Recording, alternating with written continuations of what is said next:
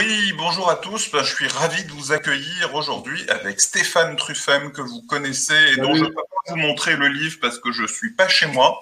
Mais si tu as des livres à toi, montre-les. C'est sympa. Ah Sur bah ouais, ouais. tes grands classiques inbound marketing, Bon tes bah, petits il y a nouveaux. effectivement donc le grand classique 2016 et nouvelle édition qui vient de sortir, donc l'inbound marketing aux éditions Duno, et puis content marketing qui va être le sujet de notre échange avec Gabriel. Et avec toutes les passerelles qu'il y a à voir aussi avec l'inbound marketing. Moi, je vous accueille aujourd'hui. Je suis pas chez moi, je suis à Aix-en-Provence parce que j'interviens dans une conférence sur le fitness, le congrès Fitness Challenge, et on va parler des stratégies d'acquisition dans le fitness et comment elles ont évolué ces dernières années avec le digital. Donc, ça va être un sujet intéressant. Je pense que je vous partagerai les slides sur LinkedIn si vous êtes intéressé. Et puis, donc, effectivement, aujourd'hui, je suis ravi d'accueillir Stéphane. Et puis, Stéphane a montré des livres. J'en ai quand même amené un à Aix. C'est notre notre nouveau bébé. C'est Customer Experience Redesign. Donc, c'est le troisième livre de la collection de nos méthodes. Donc, après Acquisition Strategy Design, 3 méthodes marketing pour les RH, on a Customer Experience Redesign qui va sortir mi-octobre. On va vous en reparler dans les webinaires, vu qu'on va faire 4 webinaires sur le sujet avec 4 tables rondes. Comme Acquisition Strategy Design, c'est une méthode basée sur du design thinking et de l'intelligence collective pour retravailler votre expérience client. Voilà, bonjour à tous. Dites-nous dans le chat comment vous allez. Ça me fait plaisir de vous retrouver. J'ai pas pu être là les 2 dernières sessions. On a eu notre certification Calliope la semaine dernière, c'est pour ça que je n'étais pas là. Et la semaine d'avant, j'étais en atelier avec des clients. Voilà, je vous raconte toute ma vie, mais je laisse aussi Stéphane se présenter. Il a une longue histoire en marketing digital, en inbound marketing, en content marketing. C'est intéressant qu'il nous la raconte. Ouais, salut Gabriel, bonjour à toutes et à tous. Donc ravi d'être présent parmi vous. Alors je vais raconter ma petite histoire. J'espère que ça va intéresser. Donc moi Gabriel est à Aix-en-Provence. Donc j'ai fait, pour la petite histoire, je suis Marseillais. J'ai fait mes études à Aix-en-Provence et puis je suis parti suite à ces études travailler au Canada, à Toronto exactement, pendant 2 ans. Donc c'était aux environs 95, ça ne rajeunit pas malheureusement, mais bon. Et c'est au Canada où j'ai découvert Internet tout simplement, et je suis tombé dans la marmite. J'ai adoré cette espèce de méta-média. Je suis très libéral, et puis j'étais aussi jeune, donc très idéaliste. Je me suis dit, voilà, un truc qui va emporter toutes les frontières, tous les dictateurs, c'est Youpla Boom, c'est absolument canon. Bon, c'est pas tout à fait passé comme ça, mais il y a eu quand même quelques transfos, hein, malgré tout. Enfin, quoi qu'il en soit, donc j'ai découvert Internet là-bas, je me suis pris de passion pour ce média. J'ai aussi observé quelques agences web qui naissaient et qui se développaient avec enfin, c'était vraiment déjà des hyper croissances, hein, qu'elles connaissaient. Et quand je suis rentré en France, donc c'était aux alentours de 97, je me suis aperçu que malheureusement, on avait déjà un fort retard sur le marché français en la matière, sur Internet. Et comme j'avais envie d'entreprendre, c'était peut-être pas encore très très à la mode à l'époque, mais bon, je sais pas, quand j'étais étudiant, je m'étais dit, bah tiens, C'était quoi tes études d'ailleurs? déco. Éco. Ok. J'ai fini par un DEA déco, donc j'étais plus destiné finalement à devenir prof de fac, et puis voilà, il y avait un petit aspect aussi un peu politique autour de tout ça qui me gonflait. Donc j'avais plus envie de devenir entrepreneur finalement que prof. Et, Bon, t'as écrit des bouquins quand même. ouais. Et donc voilà, donc c'est ce qui s'est passé. Donc quand je suis rentré en France, je me suis dit, bah tiens, il y a une belle opportunité là, donc je vais entreprendre. Et donc j'avais finalement 3 choix. Soit faire du design, bon, voilà, concevoir les sites web, hein, c'était globalement ce que représentait, allez, on va dire 90% de l'activité marketing digital à l'époque. Soit de faire du code, c'était pas très compliqué à l'époque, mais bon, ça m'intéressait pas non plus énormément. Soit de faire du contenu. Et cet aspect contenu, alors ça s'appelait pas encore le content marketing, mais j'avais eu cette intuition que le contenu allait finalement devenir un petit peu le sang qui va couler dans les veines d'un site web, d'une stratégie digitale. Et donc, j'ai commencé à créer des offres autour du contenu, et puis aller taper aux portes. Alors, moi, je me suis pris de belles vestes, hein, parce que Internet, c'était pas encore vraiment connu. Moi, j'étais bien évidemment absolument inconnu. Puis, je parlais de contenu, on me disait, mais c'est quoi ce dingue? Et donc, j'ai appliqué mes croyances, et j'ai rédigé un premier bouquin. Donc, c'est un bouquin qui est paru en 98. C'était l'annuaire des meilleurs sites Internet pour l'entreprise. Donc, je prenais fonction par fonction, les fonctions, je sais pas quoi, RH, DAF, marketeurs, commerciaux, et j'analysais comme ça les sites qui me semblaient être les plus pertinents, les plus intéressants sous l'angle du contenu. Et ça m'a permis de me faire connaître, donc c'était déjà une forme d'inbound marketing quelque part à l'époque, même si ça n'existait pas encore réellement. Donc j'ai eu des premiers petits clients qui ont fait appel à moi, jusqu'à un moment donné où un gros poisson est venu taper à ma porte. C'était Sun Microsystems. Alors, je ne sais pas si la marque vous parle encore, parce que ça a été absorbé par Oracle. Dans tous les cas, Sun était un constructeur de serveurs web, donc c'est un peu grâce à Sun aussi que le web a pu se développer. Et voilà, donc ils sont venus me chercher pour animer une sorte de communauté. Alors, on n'appelait pas ça encore une communauté, mais c'était déjà les prémices de développeurs pour les picouser autour des technos Sun Microsystems, donc essentiellement le Java. Et donc, c'est ce que j'ai fait. J'ai commencé à créer des contenus très pédagogiques sur ce que c'était que Java, comment l'utiliser, les erreurs de code, etc., etc. On avait développé également un forum où les développeurs commençaient à entretenir des relations entre eux. Et la mayonnaise a rapidement démarré. Et du coup, ça a été un programme à succès, à tel point que la directrice de la com de Sun, un jour, me croise dans les couloirs et me dit « Ah, mais Stéphane, c'est vous qui vous occupez là du Sun ». Alors, le programme s'appelait le Sun Developer Connection. Alors, je dis « Oui. » Il dit « Ah, bon, on a le Sun.fr, faites-moi un devis, puis reprenez ce truc-là, j'y comprends rien. » Et donc, voilà, je me suis occupé du Sun.fr et petit à petit d'extranet. Bon, l'activité a explosé. J'ai été amené à créer une agence qui s'appelait Quinoa, que Gabriel a bien connue.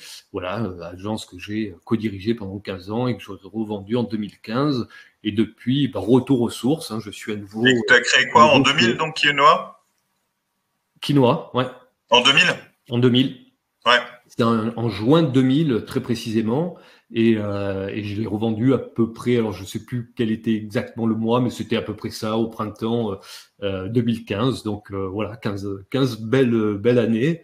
Donc agence marketing digital, pure player, très équivalente finalement à ce que tu as à 1 minute 30. On faisait du site web, bien évidemment, du contenu. Après de l'emailing, du référencement naturel, du référencement payant, des ads, des médias sociaux, etc., etc. Voilà, et puis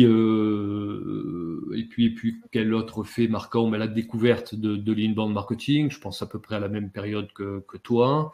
Donc là aussi, une sorte un peu quelque part de résurrection, parce que c'est vrai que sur la brique du site web, du contenu, c'était greffé des emails, du référencement, enfin plein de choses. Et puis finalement, j'avais un peu l'impression que tout ça manquait de liant. Donc c'était difficile de développer de belles stratégies marketing digital qui soient cohérentes. Et là-dessus est arrivé l'inbound marketing qui remettait finalement en phase toutes ces petites opérations qu'on pouvait faire.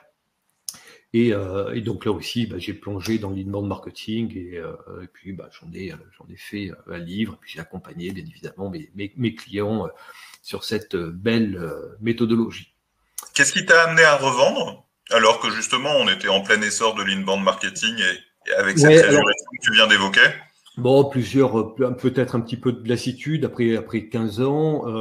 L'agence était également finalement généraliste. Alors je sais que toi tu crois beaucoup à l'agence généraliste, mais du coup moi je trouvais qu'on se perdait un peu dans énormément de choses. On avait du mal à être finalement identifié. Je voyais bien que à côté il y avait des agences très pointues, très spécialisées qui naissaient et puis là, qui faisaient des cartons.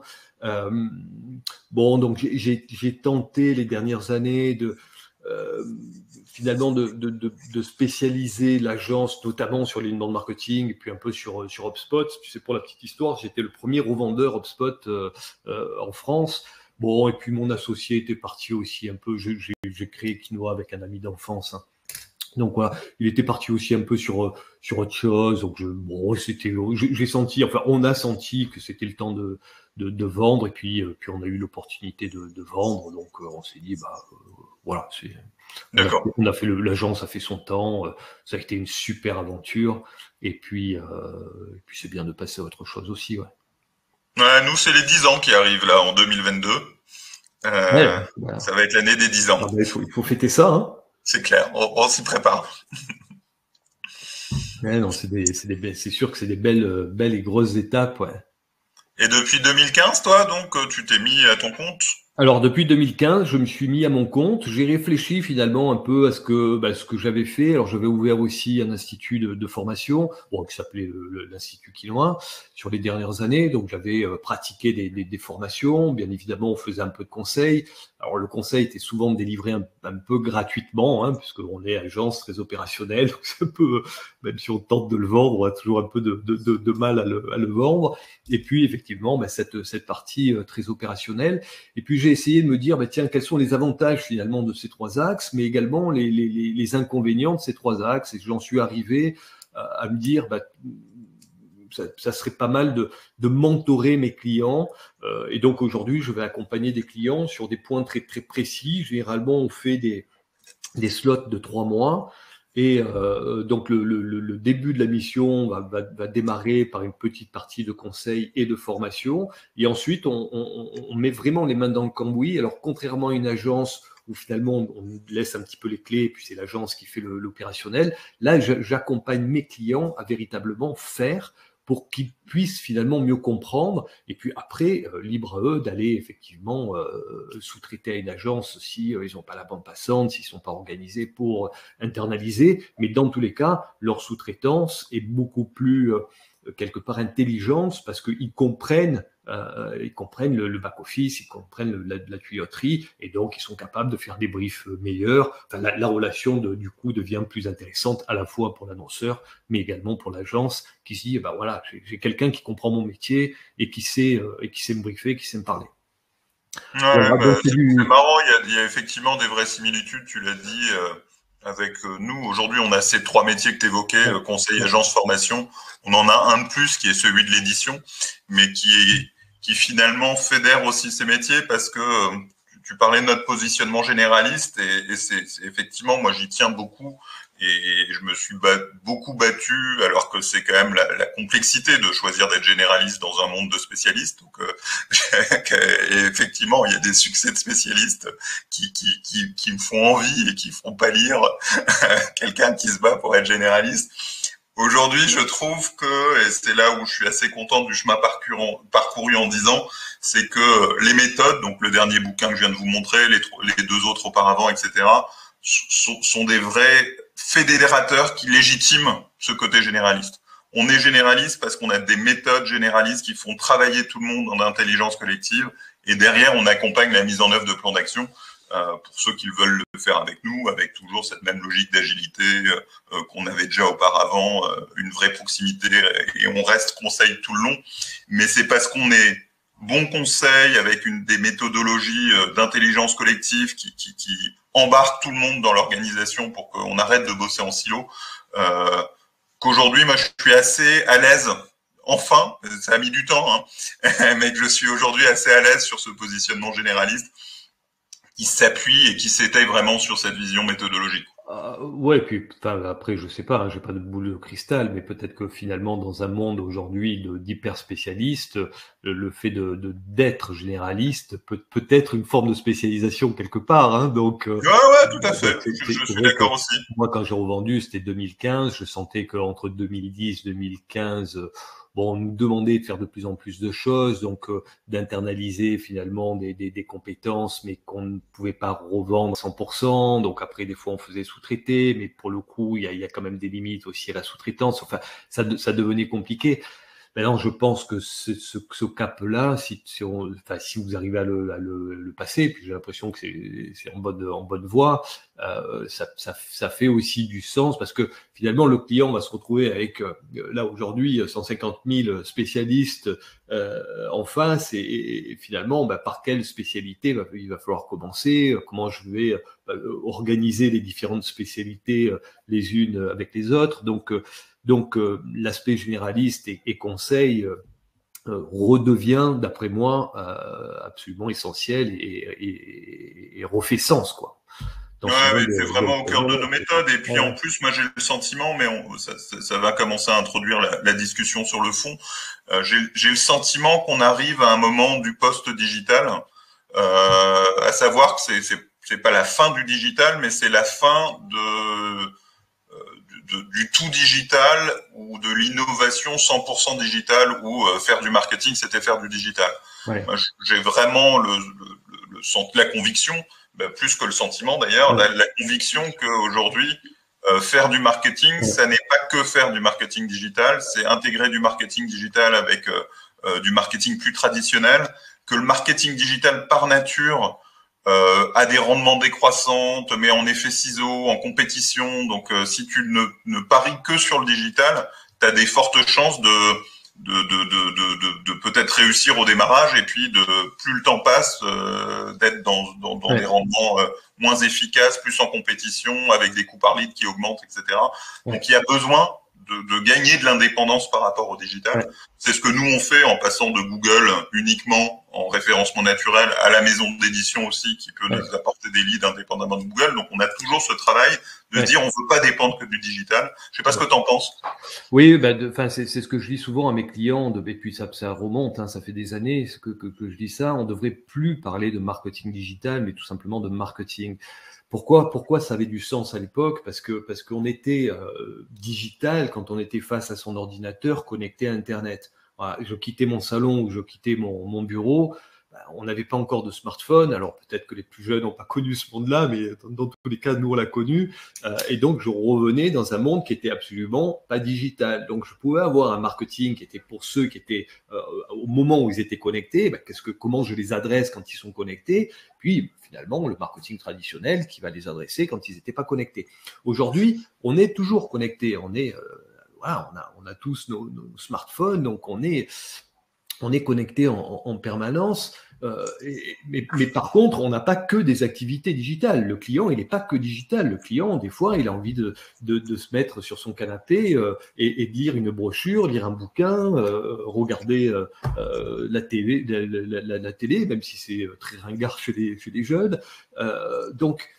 Donc finalement, on peut plus faire de dichotomie entre du digital et du non digital. C'est le client choisit, alors des fois même inconsciemment. Il y a des fois où on a envie de commander ses chaussures sur le web parce que on connaît sa pointure. On va juste renouveler, je sais pas quoi, ces baskets qui sont usées. On prend pas de risque. Boum, on commande. C'est plus pratique. Puis d'autres fois, non, où on a envie d'aller dans un magasin, de les essayer, d'être inspiré, de comparer. Donc, ça n'a plus vraiment de sens, effectivement, de dissocier marketing et marketing digital. Il faut reparler de marketing. Et dans la sphère du marketing, il y a effectivement des trucs qui sont digitaux, d'autres qui ne le sont pas, quoi. Donc, oui, je suis à 200% d'accord avec toi. Ouais. Ouais, c'est vraiment ce travail de mise à plat qu'on a fait avec la cartographie des leviers de l'acquisition dans le premier livre Acquisition Strategy Design. Dans Customer Experience Redesign, on a pareil une cartographie des leviers de l'expérience client. Et de la même façon, les leviers sont pas que digitaux, sont pas que marketing. Surtout, moi, c'est une autre de mes convictions, c'est que le marketing ne doit pas être fait que par des marketeurs. Qu'on est tous dans une entreprise à porter les objectifs du marketing. Et que ça doit se faire de façon beaucoup plus processée, de façon collective, et autour de trois grandes fonctions. Moi, je parle de ça, mais je sais que tu partages ces idées-là, même si on parle pas de content marketing. C'est que pour moi, il y a trois grandes fonctions dans une entreprise. C'est l'acquisition, mais l'acquisition au sens large de clients, mais aussi de talents, de collaborateurs, de fournisseurs, donc tout ce qui fait qu'on est visible, qu'on est vu, qu'on attire et qu'on signe des contrats à la fin, que ce soit des contrats d'embauche ou des contrats de clients ou même des contrats fournisseurs. Il y a tout ce qui est expérience, c'est comment tu délivres ton service, comment tu fais en sorte que les gens soient satisfaits de ton service, de ton produit, de tout ce passage d'expérience client, la livraison, le service client, etc. Et puis après, il y a le troisième plan qui est l'innovation, comment tu crées, tu imagines des nouveaux produits, des nouvelles fonctionnalités. Et à chaque fois, on voit bien qu'il y a du marketing là-dedans, que les objectifs, que les KPI sont essentiellement marketing, mais qu'au final, c'est toute la boîte qui bosse. En acquisition, c'est les RH, les commerciaux, les communicants, les marketeurs. En expérience, c'est d'abord les opérations, les services clients et aussi les marketeurs. Et puis après, dans l'innovation, c'est la R&D, la finance et aussi les marketeurs. Et moi, j'ai plutôt envie, donc ça, c'est plutôt pour les 10 prochaines années, être capable aussi d'accompagner ces changements d'organisation avec une vision justement moins silotée, plus par process non, mais t'as complètement raison. Que par métier historique issu des écoles, quoi. Ouais. Mais tu as complètement raison. De toutes les manières, si tu regardes bien aujourd'hui, le marketing, alors ça n'a pas forcément toujours très bonne presse en France parce qu'on associe marketing à quelque part un jeu de dupes. Tiens, je te survends quelque chose, mais en fait, c'est pas du tout ça le marketing. Le marketing, la première fonction, c'est finalement de s'intéresser à ton interlocuteur. Alors ça peut être une audience d'un point de vue commercial, mais ça peut être aussi une audience d'un point de vue recrutement, hein, ou un artiste aussi. Hein, bah, finalement, c'est pas forcément toujours très commercial ce qui peut être amené à faire. Bon, donc c'est apporter, c'est comment je peux apporter de la valeur finalement à mes audiences, et c'est véritablement ça aujourd'hui qui va faire que quelqu'un, je parlais d'un artiste, un artiste va peut-être plus émerger qu'un autre parce qu'il sera plus en mesure justement de comprendre comment distribuer cette valeur. Et ça, c'est du marketing, hein, tout simplement. Seth Godin, là, que je relis beaucoup et que je suis aussi, son séminaire parle de le marketing, c'est faire changer les gens. Et c'est de les faire changer positivement, idéalement, pour aller d'un point A à un point B et de bien identifier qui sont les gens que tu changes. Donc, moi, effectivement, j'ai une vraie passion pour le marketing et nous considère artisans du changement, artisans des transitions. Tu parlais d'être libéral, parce que souvent libéral est opposé au conservatisme, mais pour moi, les marketeurs ont justement cette mission de changer les gens, d'accompagner les transformations. Après, faut nous missionner sur des missions. C'est comme ça un outil, hein, donc on peut changer les gens pour les faire fumer, mais on peut aussi changer les gens pour accompagner la transition écologique. Et en cela, c'est un beau métier, quoi. Ouais. Et puis c'est un métier qui dépasse son propre cadre. C'est-à-dire que hier, le marketing était fait par des marketeurs. Aujourd'hui, tu prends un boss, s'il fait pas de marketing, pour moi, c'est pas un bon boss. Tu prends un DAF, il fait pas de marketing, c'est pas un bon DAF entre guillemets, parce qu'il sera pas exprimé finalement. Un DAF, il doit prendre alors on va prendre cette fonction parce qu'elle est finalement assez normalement un peu obscure, un peu c'est de la finance. Mais finalement, il choisit aussi, hein, c'est des KPI, il va analyser des chiffres, mais à un moment donné, il doit aussi embarquer les autres. Il se dit, bon, voilà, il faut mieux aller à droite plutôt qu'à gauche. Si c'est fait de manière froide et de manière péremptoire, il va avoir du mal à embarquer finalement ses collaborateurs et l'entreprise. S'il rajoute une couche de marketing et qu'il explique finalement pourquoi il vaut mieux aller à droite plutôt qu'à gauche, ça se passera bien mieux, les gens seront beaucoup plus motivés, et c'est ce que tu dis, finalement, on va transformer quelque part un simple job d'exécutant en quelque chose de beaucoup plus inspirant, et on sait qu'on a un cap, et voilà, donc oui, non, tout aujourd'hui est quelque part est marketing, hein, c'est une fonction qu'on devrait tous, même un petit jeune, hein, qui sort de l'école et qui va chercher à être recruté, qu'est-ce qu'il fait? C'est des actes marketing quelque part, hein, je commence à faire mon CV, c'est aussi pour tenter de se mettre en valeur et voilà. Alors après. Alors d'ailleurs, tu mets le doigt sur un livre sur lequel on commence à travailler, c'est le marketing appliqué à la vie quotidienne. Tu l'as dit, le CV, les amis, la famille, enfin l'ensemble des relations auxquelles on peut appliquer du bon sens. Et pour le financier, il y a le marketing tel que tu viens de faire de ces décisions, mais il y a aussi, et ça c'est du marketing stratégique et du marketing produit, le financier a un rôle énorme dans l'innovation. Quelles startups ou non sont achetées, quels produits sont, enfin quels projets de R&D sont financés et quels projets de R&D ne le sont pas. Le financier tient entre ses mains l'évolution de l'offre produit, l'évolution de l'offre de service, et en cela, il fait du marketing stratégique aussi. Bien sûr, bien sûr. Non, mais c'est ça, c'est que finalement, aujourd'hui, le marketing a imprégné toutes les fonctions, a imprégné, tu parlais de la vie quotidienne, ce qu'on fait voilà, au quotidien. La seule je dirais, limite dans laquelle il faut pas tomber, c'est de pas survendre. S'il n'y a pas la promesse derrière, je parlais du jeune qui veut se faire recruter, s'il embellit son CV, mais qu'il embellit trop, quelque part, s'il se fait recruter et qu'il livre pas la promesse, ça va pas bien se passer. Voilà.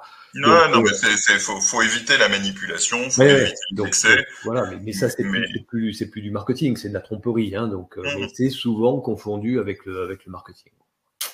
Alors revenons au content marketing et transition. Et je pense que c'est une des forces du content, c'est d'accompagner le changement. Donc ça rejoint ce qu'on vient de dire sur le marketing et l'outil du changement, de faire changer un client d'un point A vers un point B, l'amener à changer ses habitudes, l'amener à utiliser un nouveau produit, l'amener à essayer une nouvelle voiture, enfin tout un nouveau logiciel, etc. Et effectivement, le content marketing, donc qui serait bien de redéfinir, et je te laisse le faire, mais est un vrai outil de changement. Et nous, on le voit dans les processus de décision. Apporter du content marketing quand on est sur des processus de décision longs qui demandent de la réflexion, qui demandent de l'analyse, est quelque chose d'indispensable pour accompagner ce changement. Je te laisse nous redéfinir le marketing. Tu as tout dit. Alors, on parlait justement du marketing. Le marketing, très souvent, va se matérialiser par du contenu. Alors, encore une fois, le contenu, c'est il faut pas le voir uniquement comme de l'écrit, hein, que ce soit du bouquin, enfin de l'écrit print ou de l'écrit sur du digital, sur du blog par exemple. C'est le contenu, une prise de parole, un boss qui va effectivement prendre la parole devant ses collaborateurs, c'est du contenu. Bon, voilà, donc le contenu, il faut vraiment le prendre au sens très très très large du terme. Et ce qui va différencier... Un webinaire comme aujourd'hui, c'est du contenu. Ça rentre parfaitement dans la case contenu.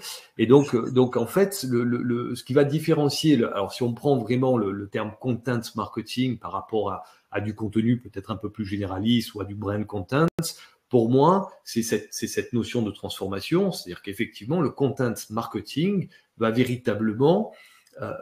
faire en sorte que les consommateurs, les clients vont rentrer dans un parcours de décision, d'achat, ils vont être accompagnés durant ce parcours d'achat. Voilà. Donc il faut penser son contenu autour de on pourrait reprendre ta belle méthodologie, l'acquisition design, et se dire, voilà, comment je vais l'alimenter grâce à du contenu, qui va être un contenu adapté en fonction des différentes phases que peuvent avoir mes clients, mes prospects. Voilà. Donc, on voit bien que, par exemple, un prospect potentiel qui ne connaît pas encore ma marque peut la découvrir grâce à du contenu. C'est quoi le référencement naturel, par exemple, ou la présence sur les médias sociaux? C'est aussi tenter de générer de l'audience. Quelqu'un qui a peut-être un petit peu plus avancé, qui se dit, tiens, 1 minute 30 m'intéresse, c'est une belle agence, j'ai un projet, bon, est-ce que je les interroge ou pas? Bon, là, on voit qu'ils vont avoir besoin de contenu de réassurance, par exemple des success stories. Bon, typiquement, ça va répondre à cette phase du tunnel de conversion. Et puis, un client, comme tu dis, il va y avoir des enjeux de transfo, probablement où vous leur servez des contenus qui vont leur permettre de s'éduquer aussi, de s'auto-éduquer sur la démarche qui va avoir lieu. Donc on voit que le contenu va alimenter comme ça des parcours, des besoins qui évoluent en fonction finalement de la position dans le tunnel de conversion. Voilà, ça, c'est vraiment la définition du content marketing. Donc, on ne peut pas penser son content marketing autrement. Hein. Le content marketing a une efficacité par rapport à un objectif qu'on s'est donné. Un objectif de recrutement, le DRH peut faire de l'inbound recruiting. Mon objectif, c'est d'optimiser mes recrutements, à la fois en quantité et puis surtout en qualité. Pareil, donc pour un acte plus commercial, hein, plus génération de leads plus traditionnelle, mon contenu doit avoir un impact sur mes ventes. Ensuite, sur ma fidélisation, ensuite sur le fait que les clients sont contents, satisfaits et finalement prennent eux-mêmes la parole. Et là, c'est le meilleur des contenus. Hein. Si c'est un contenu qui est produit par ses clients, bien évidemment, il faut que ça soit des contenus positifs. Hein, sinon, mais à la limite, même un contenu négatif, c'est des très bons insights.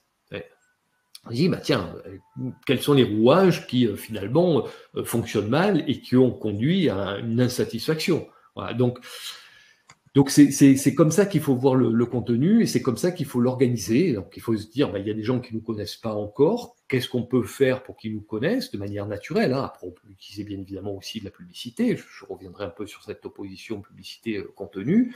Il y en a qui nous connaissent et qui démarrent un parcours d'achat. Bon, là aussi, comment on peut alimenter finalement ce parcours d'achat par rapport à leur niveau de maturité. Et puis progressivement, il y en a qui sont proches de la vente. Comment, là aussi, grâce à du contenu, on peut faire en sorte qu'ils passent à l'acte, et puis ensuite, ils sont clients, quels sont les contenus qui peuvent enrichir l'expérience. Voilà.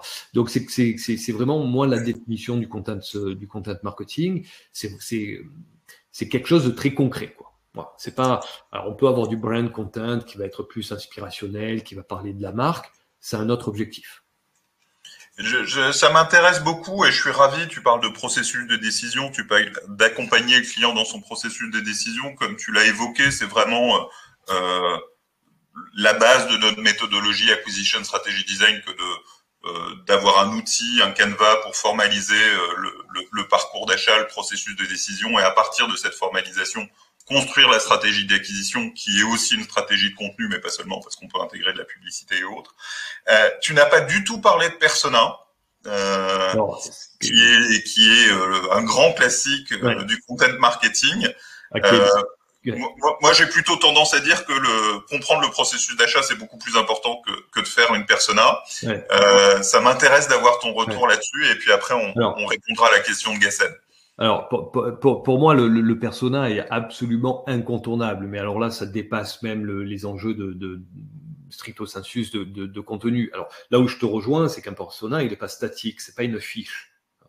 Là où beaucoup de gens se trompent, c'est qu'on se dit, tiens, voilà, on fait une belle fiche, alors on met une jolie photo d'une jolie nana ou d'un joli mec, les yeux bleus, et puis voilà, donc il est plutôt Twitter, ça ne sert strictement à rien. On est d'accord. C'est comprendre finalement qui j'ai en face, quels sont ses peines, quelles sont ses envies, quels sont ses ressorts psychologiques. Et ces ressorts psychologiques, on voit bien ou ses besoins, hein, tout simplement aussi, qui sont des fois très concrets, évoluent en fonction de leur parcours. Donc c'est une dynamique, un persona. Et puis un persona, il va changer. Je prends un exemple, l'inbound marketing, on était en 2010. Bon, moi, je parlais même pas d'inbound marketing, tellement le terme n'était pas connu. Je parlais de méthodologie marketing B2B pour générer du lead. Voilà. Donc, on voit bien que le marché donc nos personas avaient besoin de beaucoup d'éducation, d'évangélisation. Aujourd'hui, si on arrive en disant qu'est-ce que c'est que l'inbound marketing à des inbound marketeurs, on voit bien qu'on va intéresser très peu de monde. Donc voilà. Donc ce qui est dommage parce que c'est pas toujours bien compris, mais c'est une autre histoire. Ouais, bon après, on a toujours besoin d'éducation, hein, c'est sûr. Mais voilà, mais c'est ça qu'il faut véritablement garder à l'esprit, c'est que le persona est une matière vivante. Hein, ce sont des clients, ce sont des prospects, et c'est absolument essentiel. Et donc, pour réussir un persona, il n'y a pas mieux que d'aller déjeuner avec eux, que d'aller s'entretenir avec eux, et de manière non pas d'un point de vue commercial, simplement s'intéresser à leur quotidien par rapport à la sphère de nos offres. Hein, voilà. Mais ça, c'est absolument essentiel de bien aussi interpréter des datas, hein, tout simplement, parce qu'il y a un contenu qui a plus marché qu'un autre, bah, ça peut être aussi des petits éléments. Tiens, mon audience s'intéresse plus au content qu'à l'inbound, donc peut-être qu'il y a plus d'enjeux sur le content, donc on va être amené à creuser. Donc c'est un aller-retour constant entre finalement ce qu'on pense savoir et comment agit finalement mes clients, mes personas. Voilà. Ça c'est absolument essentiel. Et bah, je sais pas si j'ai je peux vous montrer quelques slides assez amusantes si ça vous intéresse sur le persona. Alors je sais pas comment on partage. Alors c'est facile, tu peux partager ton écran à côté, en haut, tu as la caméra, le micro et tu as un petit écran. Et quand tu fais turn screen share on, tu peux le faire. Allez, bah, alors je fais ça un peu, désolé, hop, un peu à l'arrache. Voilà, je prends, c'est quelque chose que je montre souvent à mes clients. Bon, je le fais vite, hein. On imagine qu'on est un organisme de formation et qu'on vend de la formation sous Excel. Donc très souvent, qu'est-ce qu'on va être amené à faire? Ça va être ce type d'accroche finalement, apprendre à maîtriser Excel de A à Z, les 10 astuces Excel pour vous faire connaître, comment optimiser sa comptabilité avec Excel, etc. Bon, on voit que là, par rapport à ce type de proposition de valeur ou de contenu, on est en compétition avec énormément de monde, d'autres organismes de formation. Si on s'intéresse à nos personas, on va être amené, pourquoi pas, à les interroger, donc à aller vraiment sur le terrain. Et puis là, en faisant, bien évidemment, hein, c'est un exemple, c'est un peu caricatural, mais en faisant ce travail d'interrogation, on découvre qu'il y a 3 groupes. Les moins de 30 ans, les 30-40 ans et les plus de 40 ans. Et chacun de ces 3 groupes, pourquoi on les a qualifiés en tant que groupes distincts? C'est parce qu'ils ont des enjeux qui sont radicalement différents. Les moins de 30 ans, c'est augmenter, ils arrivent sur le marché de l'emploi, le objectif, c'est augmenter rapidement leur salaire. Les 30-40 ans, ça y est, ils commencent à construire une famille, ils veulent avoir un petit peu plus de temps libre. Et les plus de 40 ans, bon, ça y est, les enfants commencent à être un peu autonomes, ils se disent, ok, ça fait 15-20 ans que je suis comptable, maintenant je veux prendre la place du calife à la place du calife. Donc on voit bien que c'est des enjeux radicalement différents. Et donc on peut ensuite créer des propositions de valeur et cibler ces groupes de manière complètement différente. Donc, maîtriser Excel sur le bout des doigts et augmenter rapidement vos salaires. Ça va faire tilt auprès des moins de 30 ans. Et pourquoi ça fait tilt? Parce que augmenter le salaire, c'est quelque chose de compliqué. Finalement, maîtriser Excel, on peut se dire, bon, il y a 150 000 organismes de formation qui font la même chose. Finalement, ce qui est dur, c'est choisir le bon organisme. Voilà. Par contre, on peut même se dire, tiens, je vais passer quelques week-ends à m'auto-former, quelques soirées à m'auto-former, et puis finalement, j'ai pas besoin de formation. Par contre, augmenter rapidement mon salaire, ça, c'est compliqué. Deuxième proposition de valeur, hein, donc pour la cible 30-40, c'est vous travaillez trop tard, et vous n'avez plus de temps libre pour vous, automatisez vos tâches sur Excel et gagnez 4 heures par semaine. Gagner du temps, là aussi, c'est excessivement compliqué. Donc, on voit qu'à travers ces exemples, on a complètement renversé notre proposition de valeur. Et là où on était un peu noyé parmi la concurrence, là, on apporte véritablement, alors c'est quelque chose d'un peu plus anglais, de plus niche, mais on apporte véritablement quelque chose d'intéressant à ces 3 groupes. Voilà. Et ça, c'est un enjeu vraiment de persona, quoi, hein, tout simplement. Super. Et là, on a quelques questions dans la salle que je vais reprendre. Il y a d'abord celle de Jacques, parce que ça fait vraiment écho à ce que tu viens de présenter. Le concept de persona a galvaudé la notion de connaissance client, pourtant essentielle en marketing. Quelle différence tu fais entre connaissance client et persona? Est-ce que c'est un remplacement ou c'est juste un rappel ou une nouvelle façon d'en parler? On l'a fait, enfin, là, pour le coup, moi, je m'en fous complet, hein. Je veux dire, on l'appelle comme on veut, connaissance client, persona, audience, cible, le tout, encore une fois, à travers cet exemple qui est un peu caricatural, hein, c'est vraiment s'intéresser à eux, se dire, voilà, quels sont les rouages qui vont faire que je vais créer de la valeur, parce qu'on est tous en compétition, ouais, si on prend les agences digitales, il y en a, mais il y en a combien? Je veux dire, donc il y a des valeurs qu'on va devoir finalement créer. Cette valeur, elle va répondre à certains enjeux à travers notre persona. Donc oui, c'est de la connaissance client, hein, le persona. Finalement, très souvent, mais ça dépasse là aussi l'enjeu du marketing. C'est très souvent, les entreprises disent oui, on met le client au cœur de nos processus. Mais c'est faux, c'est complètement faux. Il y a très peu d'entreprises qui le font. Et mettre le client au cœur de ces processus, c'est faire en sorte que son DAF, son DRH, son support client, bien évidemment, son marketeur, son commercial, le type qui est, sans être péjoratif, hein, mais qui monte la voiture sur sa chaîne de production, sont orientés clients, savent pourquoi, pour qui ils travaillent. Voilà. Et la meilleure méthode pour se transformer, c'est de regarder tous les grains de sable qu'on a entre nous et notre client et de travailler sur ces grains de sable. Qu'est-ce qui fait que ça ne marche pas? Voilà. J'ai un exemple là très récent, enfin qui est pas très gai. Hein. J'ai perdu mes parents début d'été. Bon, ils avaient placé un peu d'économie sur des assurances vie.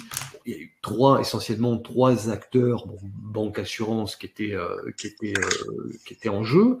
Il y en a eu deux qui ont eu des comportements, mais complètement inappropriés.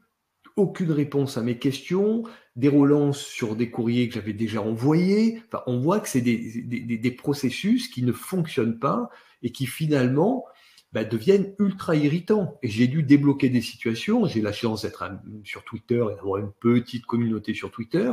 Donc, j'ai débloqué la situation en utilisant Twitter. Hein, pour qu'il y ait une cellule qui, enfin, prenne en compte de manière humaine, enfin, qui fasse juste leur boulot. Hein. Et face à ça, il y a eu un organisme, je ne citerai pas, mais il mériterait là pour le coup d'être cité parce qu'il a fait un super job. J'étais avec un interlocuteur, type, je lui posais une question, j'avais une réponse dans les 12 heures. Alors quand la réponse était assez simple, il me répondait par mail. Quand c'était compliqué, il m'appelait, oui, monsieur Truffem, alors voilà, machin. Voilà. Et finalement, ça m'a paru mais absolument génial comme relation, mais rétrospectivement, je me dis, il a juste fait son taf. Voilà. Donc ça, c'est la connaissance client, elle est là, elle est se dire finalement, qu'est-ce qui n'a pas bien marché dans notre relation client au sens très large du terme. Une autre question de Julie, quelle différence tu fais entre l'inbound et le content? Alors, l'inbound, c'est la méthodologie qui va permettre finalement d'alimenter puis d'organiser toutes ces activités marketing autour d'un tunnel de conversion. Hein. Donc, je crée une audience jusqu'à j'ai un client et je satisfais, je contente mon client. Donc là-dessus, il va y avoir des ads, il va y avoir des campagnes d'email, il va y avoir pourquoi pas du prospectus. Là, on parlait aussi tout à l'heure de marketing plus traditionnel. On peut imaginer énormément d'actions. Donc ça, voilà, l'inbound marketing, finalement, c'est comme une sorte un peu de puzzle. Hein. On va construire ça de manière cohérente. Et après, pour la faire courte, hein, on a besoin d'essence dans le moteur et ça, c'est le contenu qui va l'apporter. Ouais, je te rejoins. Moi, je dirais que c'est l'une des méthodologies qui utilise du content. Il y en a d'autres qui vont utiliser du content et qui sont pas inbound, comme l'account-based marketing. On va utiliser beaucoup de contenu, beaucoup plus personnalisé, et qu'on va moins distribuer avec une notion où on fait venir les gens. Moi, j'aime bien dire que l'inbound, c'est devenir son propre média et convertir son audience en client. On voit moins dans une situation d'attente où on fait venir les gens vers les contenus.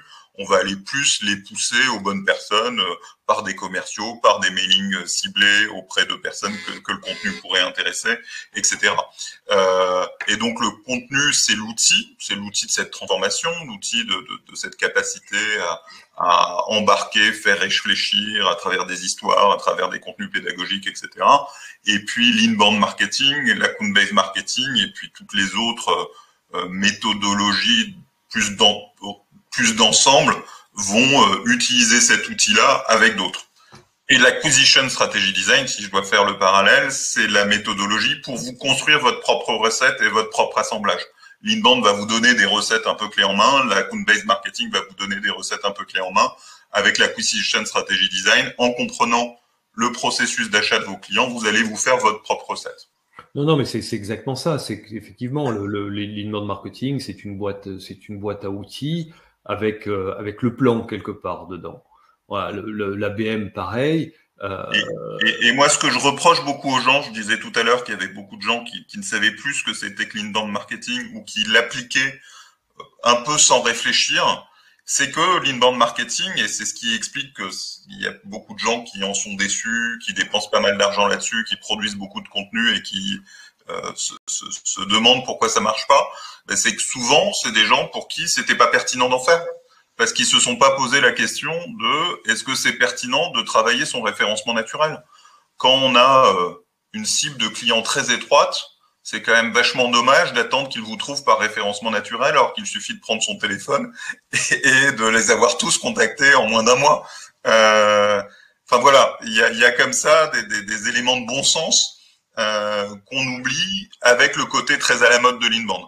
Ouais, bien sûr. Non, mais bien sûr. Hein, puis après, l'inbound marketing n'est pas non plus applicable dans tous les cas. Bon, je pense que ça reste quand même des méthodologies, mais qui sont liées aussi au content marketing, qui sont quand même si on a très peu de comptes, hein, donc où on doit faire de la BM, où on va cartographier des entreprises cibles.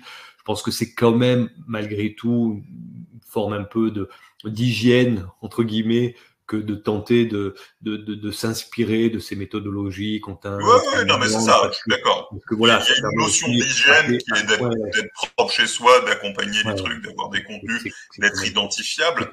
Mais si on veut des résultats, c'est pas toujours le plus adapté selon les cas de figure. Dernière question avant qu'on reprenne un peu un échange plus informel. Première question de Gassen. Il l'avait posé bien avant les autres.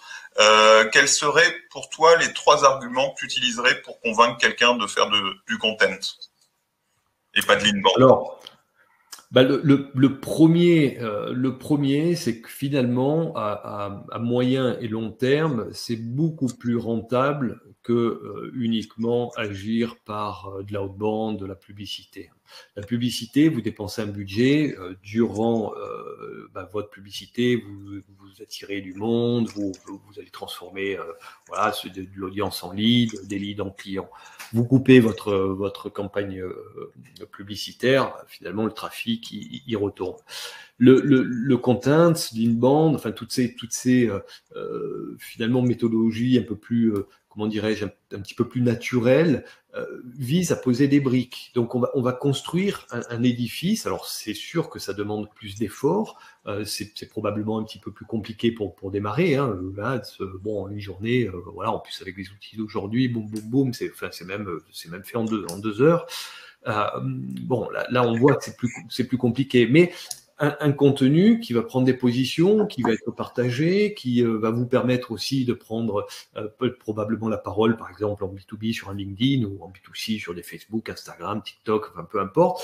C'est souvent persistant. Hein, le contenu, j'en sais rien, mon dernier contenu, dans 6 mois, il est toujours valide. Et puis peut-être que dans 1 an, j'aurai juste à le remettre à jour. Donc c'est des petites briques. Et petite brique par petite brique, vous construisez un édifice et qui, in fine, génère souvent des audiences très importantes. Je ne connais pas l'audience de 1 minute 30, mais j'imagine qu'elle doit être super importante. Et toute cette audience-là, in fine, c'est des taux de transfo qui s'appliquent. Plus de 200 000 visiteurs par mois. Bon, voilà, donc c'est forcément de cette audience, on va en tirer des clients. Regardez une marque, je m'amusais à comparer l'autre jour, la marque Horace, c'est des soins pour hommes, qui cartonne en ce moment, qui est très à la mode, et Gillette. Donc je m'amusais à regarder leur position respective en référencement naturel et leur trafic. Gillette, boîte centenaire et mondiale, est en train de se faire rattraper par un acteur tel que Horace, qui est une start-up, hein, donc c'est un petit acteur, mais qui publie des contenus qui sont intéressants, quand on s'intéresse au sujet, hein, Et donc voilà, c'est des acteurs qui arrivent à se faire une position sur un marché qui pourtant, à première vue, est complètement bouché. Parce qu'on se dit, il y a des gilettes, il y a des gros, il y a des bics, des machins sur le rasoir, par exemple. Oh, comment je peux y aller? Et ben pourtant, sur ces mots-clés-là, Horace est en train de rattraper et va probablement doubler Gillette dans les prochaines années. Voilà. Donc c'est des entreprises qui naissent effectivement de manière, voilà, c'est des petites boîtes, mais qui commencent à construire des empires grâce à ces méthodes aussi qui leur permettent de générer du trafic et de plus en plus de trafic. Et à un moment donné, ce trafic, bien évidemment, se convertit en préférence de marque et en client, hein, tout simplement. Ouais, un autre exemple que je cite. Donc, tes trois. Ouais.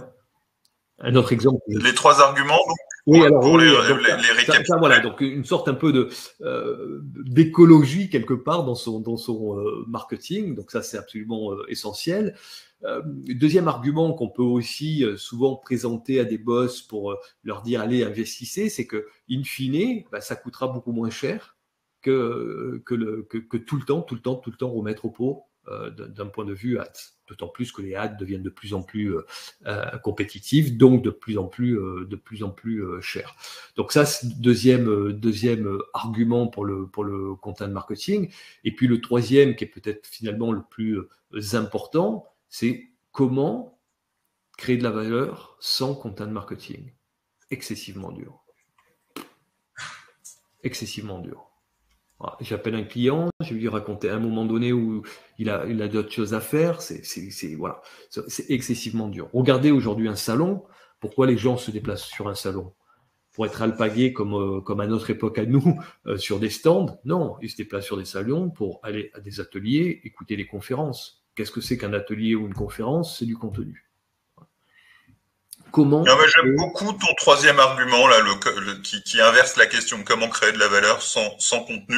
Moi, je suis tout à fait d'accord avec toi que c'est extrêmement difficile, que c'est nécessaire d'avoir du contenu, et c'est nécessaire. Moi, je disais souvent au début, quand j'essayais de défendre l'inbound marketing, on voit que c'est des rapprochements, que c'est très bien de communiquer à l'extérieur, c'est très bien d'acheter de la pub, de se faire voir dans le métro, de téléphoner, etc. Mais si quand on amène les gens chez soi, on a un site qui est hyper pauvre, qui fait 2 pages et qui dit rien, tout ce qu'on a dépensé pour faire venir du monde chez soi, c'est évanescent et ça disparaît parce que on a passé 30 secondes et on s'est barré pour voir la marque et un petit truc. Oui. Et même quand on fait de la pub, il faut faire du contenu, il faut avoir des témoignages, tu le disais, des contenus de réassurance, il faut avoir des contenus d'éducation, il faut avoir des contenus qui soient des histoires, qui soient des stories, qui fassent vivre, qui donnent envie. Et dans ce cas-là, on rentabilise vachement mieux aussi le fait d'acheter et de faire venir des gens chez soi. Donc c'est très complémentaire et c'est indispensable. Avant de dire c'est beau chez moi, il faut se meubler, il faut s'équiper, il faut que ces choix on puisse accueillir les gens. Et c'est à ça que sert le contenu. Il accueille les gens chez vous et il participe aussi à les faire venir, mais avant tout, il faut qu'il accueille les gens chez vous. Et c'est mon exemple avec le maîtriser Excel. Vous voyez que les premières propositions de valeur sont complètement plates, elles sont ultra concurrentielles. Les autres propositions de valeur, une fois qu'on s'est intéressé à sa cible, apportent finalement justement de la valeur et donc fonctionnent. Donc, à part dans quelques cas très rares où on a un produit ou une offre absolument géniale et qui devient un peu viral et du coup le contenu est créé par les premiers clients, ça arrive, des startups, des Slack, ils sont tombés sur un point de douleur et ils l'ont tellement solutionné à merveille que leur produit est devenu viral. Mais on voit même des Slack aujourd'hui produire énormément de contenu parce que bien évidemment quand on a mis les doigts sur un truc absolument génial, la concurrence hier la concurrence ça mettait 10 ans à se réveiller, là ça met même pas 10 mois. Donc voilà, donc c'est un moyen de créer de la valeur. Alors avec ces contenus, on va être anglais. Il y a des gens qui vont adorer les contenus 1 minute 30, puis d'autres qui vont moins accrocher, qui vont préférer des contenus d'une autre agence. Et c'est normal, il y a une ADN qui va se créer, il y a un lien qui va se créer. Mais sans ce contenu-là, je vois pas comment on peut faire, quoi. Je vois pas comment on peut faire. Dernière question avant qu'on conclue. Est-ce que tu as une méthodologie pour créer du content marketing diffusé sur des réseaux sociaux éphémères comme Snapchat et TikTok? Bah, là, je rejoins donc On se rapproche plus de la créa là quand même. Hein. Ouais, alors c'est toujours pareil. Il y a effectivement, donc il y a quand même quelques grandes tendances par rapport aux tuyaux qu'on va utiliser. C'est sûr qu'on va pas s'exprimer de la même manière sur un Instagram ou un TikTok que sur un LinkedIn. Bon, bien que ça se rapproche de plus en plus, mais non, je pense que la méthodologie essentielle, on rejoint encore une fois son audience. C'est de quoi elle a besoin. Comment je peux être pertinent par rapport à mon audience, et quelle valeur je peux lui transmettre. Donc, c'est du B2C, ça peut être inspirationnel, ça peut être éducatif, ça peut être de l'humour, enfin peu importe, en fonction de son audience. Mais encore une fois, c'est ça qui est important. Si c'est de la prise de parole en disant t'as vu mon beau bouquin, c'est le meilleur, machin, il faut l'acheter. Bon, on emmerde très rapidement tout le monde, quoi, parce que finalement, ça redevient de la pub et ça intéresse très peu de monde, quoi. Donc, nous, on a développé une méthode qui est assez intéressante. Là, on est plus sur, moi, j'y vois quand même plus une dimension créative. Donc, on travaille vachement le brief et les angles d'attaque et le territoire de com qu'on veut prendre. Et puis après, on fait bosser des créatifs sous un format qu'on appelle le créaton, qui est un hackathon créatif et qui permet de faire bosser des teams de concepteurs rédacteurs avec des directeurs de créa pour trouver des concepts forts qui sont faciles à décliner après sur ces médias sociaux qui vont être aussi éphémères et donc extrêmement consommateurs de nouveautés une fois par semaine, ouais, etc. Non, mais on dit la même chose quand tu dis des concepts créatifs forts, ils sont forts parce que l'audience les trouve forts. Je veux dire, on est d'accord. Et qu'on a bien identifié les angles d'attaque, la différenciation, etc.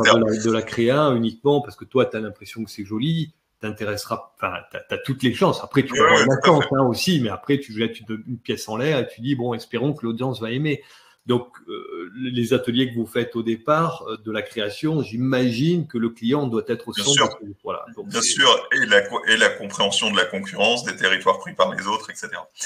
On arrive, bon an, mal an, à la fin de notre heure de discussion. T'as un dernier point que t'as pas pu aborder, que t'as envie d'aborder avant que je conclue. J'espère que notre échange a intéressé. Dans tous les cas, moi, je reste à disposition. Si vous avez d'autres questions qui émergent dans les jours qui viennent, n'hésitez pas à m'envoyer un petit email ou à m'interpeller sur les médias sociaux. Et puis Captain Marketing. Captain Marketing, ouais, captainmarketing.io, donc ça c'est mon site. Écoute, j'ai trouvé l'échange très agréable. J'espère que l'audience également. Elle est restée en tout cas. On a eu une audience continue sur l'ensemble de la session. Merci beaucoup à vous. Merci à toi Stéphane. À bientôt pour un déjeuner. Ça fait longtemps. Faut qu'on se cale ça. Avec grand plaisir. Merci pour l'invitation. Avec grand plaisir. Semaine prochaine, on parle RH et télétravail avec Marjorie Placido Pietri. Corrige-moi, Abdel, si je dis des bêtises. En particulier, elle a créé le label Remote Friendly et s'intéresse beaucoup aux nouvelles façons de travailler et au télétravail et à l'accompagnement des entreprises Remote Friendly.